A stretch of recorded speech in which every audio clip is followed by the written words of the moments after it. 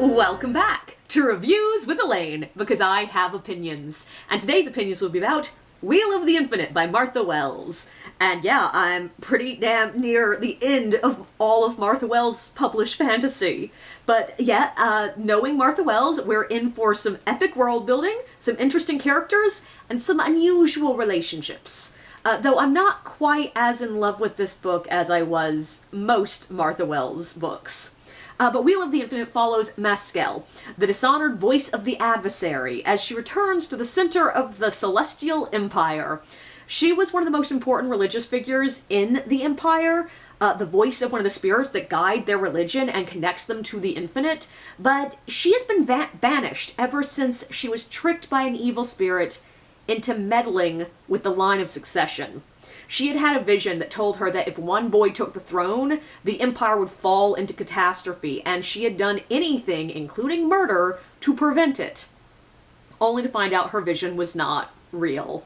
Ever since, she has been traveling, most recently in the company of a theater troupe who are headed on their way to the center of the empire to get someone to look at their cursed puppet who's trying to kill people. Yeah, it makes sense in the book, I promise. But on the way, Maskell ends up saving the life of a young swordsman named Ryan from river pirates. He is running from his home country after a series of political machinations he had nothing to do with almost cost him his life. He ends up following Maskell, deciding largely on his own that he's going to work as her bodyguard. And once they get to the vast capital, where Maskell has more enemies than she has friends, she might need him. And hell, more than that, the entire world might need him, considering something or someone is threatening the very magic that makes up their world and remakes it. Okay, so there are a lot of things about this book that I absolutely loved, and a few things that just aren't quite as strong as Martha Wells' books usually are. First, as usual, Martha Wells' strong suit is world building. It's always the world building. Her world building is beautiful. She just has some really interesting worlds that take inspiration from far afield from the traditional Tolkien-esque Ren Fair style fantasy norm. And this one is absolutely not an exception to that. The world in this book is rich. It's evocative, it's full of beautiful architecture, complex societies, lush environments, fascinating magic systems, and a weight and history that I just rarely see from other authors. I will never stop saying that if you want to know how to show a reader a world that feels almost more real than our world while also being fantastical and new, read Martha Wells. She is a masterclass in world building. And I really appreciate the fact that much of the world building in this particular book was clearly inspired by Southeast Asia. We have a tropical world with temples carved with complex art, including temple dancers and different incarnations of powerful spirits. We get a religion that's built around connecting to a greater existence of everything through meditation and understanding. We get river pirates and barges draped in silks. We got gold jewelry marking rank. And I don't really know enough about either the culture or religions of Southeast Asia to be like 100% sure what was inspired and what was made up and what inspiration came from where, but it's enough that I recognized what we're going for. And it's really evocative, it's strong. I also loved the way, as usual, Martha Wells' world building builds up gradually. She gives you a lot of really beautiful place descriptions, and I do mean a lot of them. She gives enough clothing, food, jewelry, and physical character descriptions to give us an idea of what the people and cultures look like, and she shows us behavior that builds up an image of what the culture looks like. Like, we don't actually need Martha Wells to tell us that the religion of the Empire rules everyone's life, because we see the city is physically laid out along its teachings. We see people being deferential to the religious leaders as deferential to them as we do to the throne if anything, more differential at some points. We see how big the infrastructure of this religion is, and we hear how often that some of these religious figures even have power outside of the empire.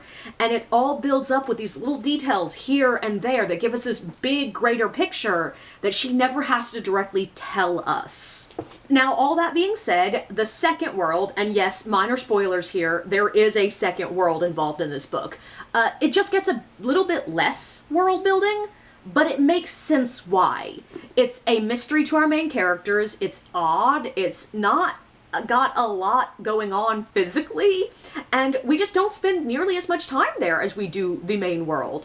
It makes sense for it to feel less filled in, and hell, even the fact that it does feel a little bit hollow is part of the world building.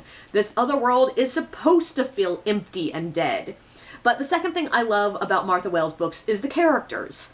Maskell is deliciously world-buildy and arch, a bit sassy, but mostly just really in control.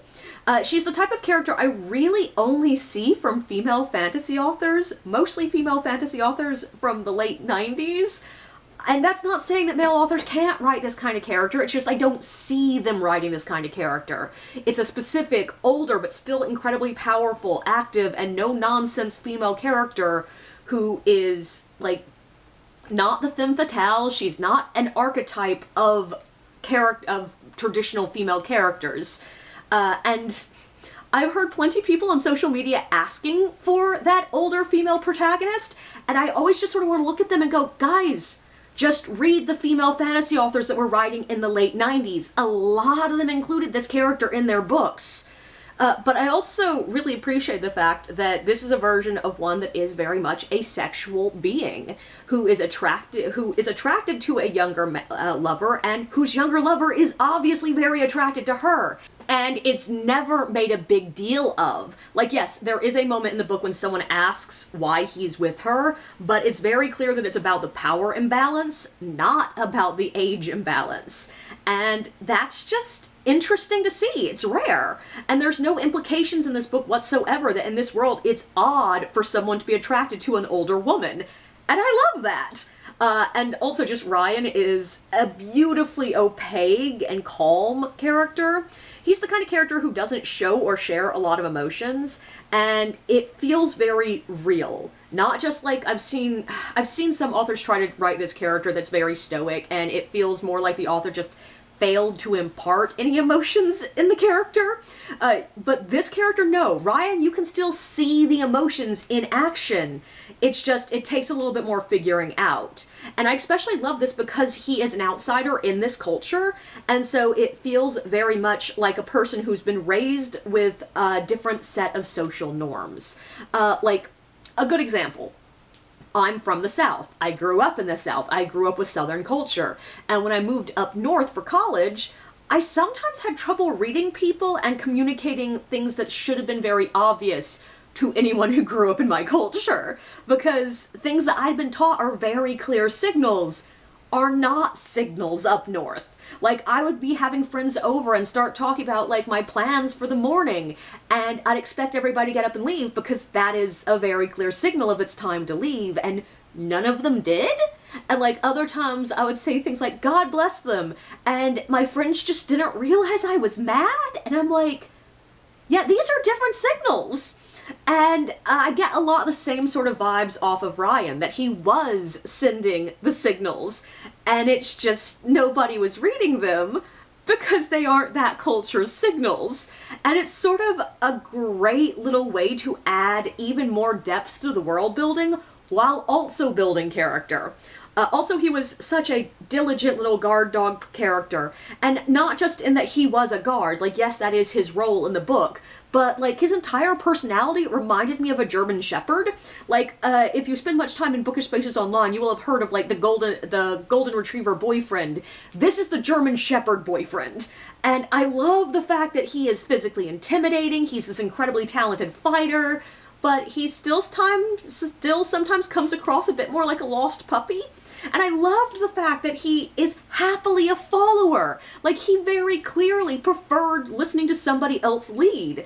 And he's pretty blasé about most things. Like, there's so many traits of this character that are similar to a lot of popular tropes, but just different enough that they feel very lived in and very real.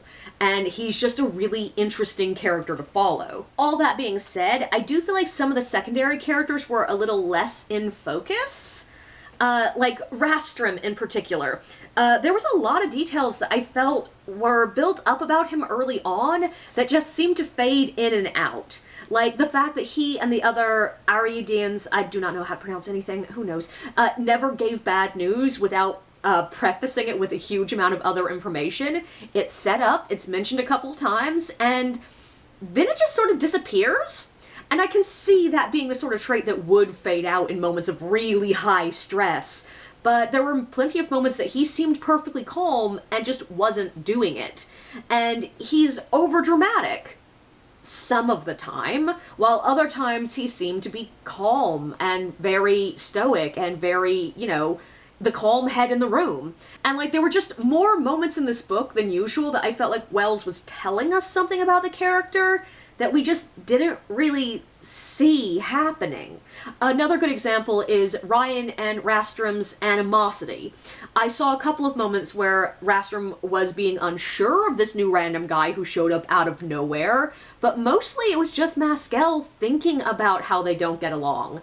And then there's a moment of Ryan wondering why Rastrum has volunteered to work with him when he clearly dislikes him. And I'm just sitting here like, does he? He hasn't treated you any different than anyone else. But I did also mention that there was one thing that I just really felt wasn't as strong in this book, and the sometimes washy character development builds into that. I'm not 100% sure I bought some of the plotting here, starting with relationship developments. Like, Ryan was just basically decided out of nowhere to follow Maskell, basically just because he had nothing better to do and he seemed to generally like her. And to me, that works. That makes logical sense. Maskell jumping into bed with him just because he's hot and she vaguely likes him as a person makes perfect sense to me. Even just him getting drawn into the events just because he happened to be there and he was not willing to abandon someone he likes. That works. But I feel like we went from that point of them just sort of being companions, more of convenience than anything else, to them being absolutely devoted to each other and thinking of each other as serious romantic partners without me seeing any of this transition happen.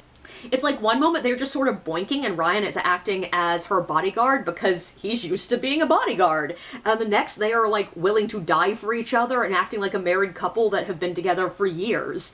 And I think all of this is part and parcel with the main reason that I really struggled to fall into this story the way I usually do with Martha Wells books. The plot felt like it was steering the book significantly more than the characters were. Like, some of the things that happened felt a bit like they happened specifically because Wells knew where the story was going and just sort of forced the characters to go that direction, whether they wanted to or not. And most of it ties in with what was going on with the adversary. Like, the basic core of it felt really logical, felt foreshadowed and right, but the actual explanations of the details felt like an explanation I would throw in if I wrote myself into a trap. That moment when I realized, oh, this plot isn't really making sense, but I'm too far along to just start over. And so I put a band-aid over it and say, cool, here's an explanation that makes it make sense. And there's a point where Maskell is literally just explaining what happened and is saying, it all makes sense. And I'm sitting there going, does it? Why were the lies needed? Why was Maskell's vision still a mistake? Why didn't the adversary tell her what was happening earlier? Why didn't the straight story that is clearly foreshadowing come back in a more interwoven way? Like, yes, it comes back, spoilers, but it does not... big spoiler here, not really big spoiler here, irrational spoiler will make no sense to you, but, like, I really thought the big reveal was going to be that those banished enemies were the big bad of the book, and they weren't. And we didn't get to actually see the big battle at the end of the book, in a way, and it left me feeling like, why was this necessary? And yeah, the characters are telling me it's necessary, but I don't see it. And ironically, this gets me to what I feel like is wrong here. And why it's ironic is because I really believe that if there is one bit of advice to writers that is overused, it's show, don't tell. And I think this book had a problem with telling instead of showing. I literally quit a writing group online because every single time any bit of critique was asked for, people were just shouting, show, don't tell, show, don't tell, and people were even rewriting like passages that had not been requested for critique to show more. I hate it when people say show, don't tell. I really feel like a lot of the times it's just become a bandage that's like, oh, this feels wrong, show, don't tell. But yeah, this book told more than it showed. And, or not really more than it showed. There were just a couple of really big moments that should have been shown that were told instead. Like, the climax is obviously the most noticeable. Like, without the characters directly explaining what's going on, I would not have understood most of it. And really, a lot of it really is. The climax is just Mascal explaining to us what's happening, while she pretty much just stands there. And yeah, it's probably partially because the story sort of necessitated a less than physical climax. Like, there's a lot of spiritual stuff going on, there are spirits doing spiritual things, and it just leaves us with Mascal explaining to us what's happening. But it's not the only place that got egregiously telling. There's also a moment when Ryan and Mascal are trading backstories, and it's literally just them sitting across from each other telling each other their past. Which would have been fine. Like, objectively, this is honestly the way most character backstory ends up being imparted to the reader. But it came too early in these two characters' acquaintance for it to feel natural. Like, they met less than a week ago, and we don't get much emotion coloring their stories. We don't get them hiding certain aspects to be revealed later because, you know, they barely know this person. We don't get them stopping each other, ask for more in-depth questions. And we do get a very quick, brief sharing of sympathy, but not to the level I feel like would come from these kind of stories. And it just sort of felt like, Martha Wells got to this point and went, we're far enough into this book that the reader needs to know the backstory. So here it is. And for me, in this particular case, a cutscene of a memory would have made so much more sense. It would have felt a lot more natural. And like, yeah, Mascal and Ryan need to know each other's backstories, but I feel like it could have been more hinted here and the full story dropped later, or even just like, we find out at this point and they find out tidbits that hold them together. But it was the kind of scene that wasn't terrible. It wasn't really a problem when I was reading it. If it had come in a book that otherwise I absolutely loved, I likely never would have thought twice about it. But because there was something here that I wasn't quite jiving with, I noticed it. Especially because it's not something I see from Martha Wells a lot. She's usually much better at working character exposition into a story naturally, or just leaving it out. Like, one of the things that I really love about Martha Wells' writing is her bravery in just not explaining some things, letting you figure shit out on your own. And like, yeah, a lot of it will be in characters' backstories. And I love it because it feels natural, it feels open-ended in a way that I find really inspiring and evocative.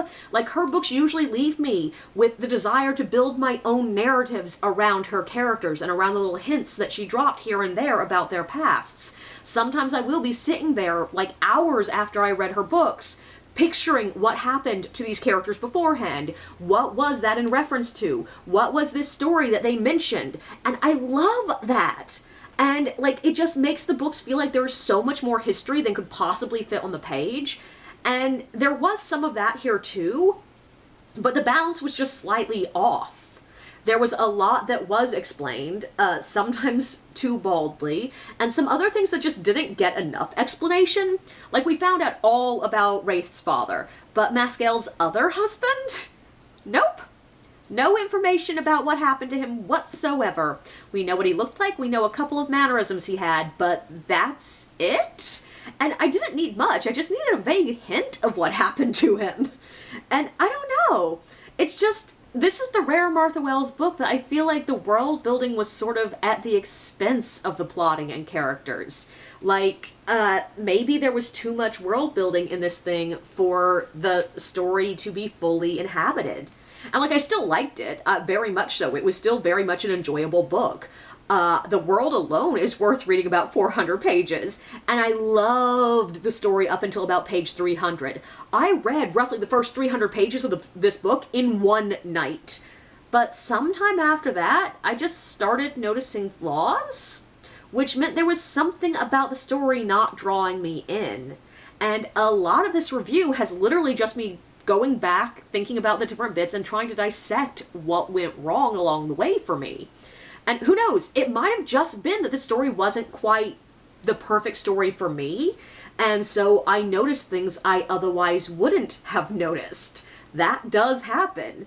And I would still definitely suggest this one, it's just, it wouldn't be as high on my list of Martha Wells books to suggest as some of her others. Like, if you ask me for a Martha Wells book suggestion, I'm gonna suggest City of Bones first because it's a standalone and it's a great book, and I don't think people talk about it nearly as much, but also Death of the Necromancer, or if you want a series, The Books of the Roxura, The Wizard Hunters. Like, I love Martha Wells. This one just wasn't a direct bullseye for me.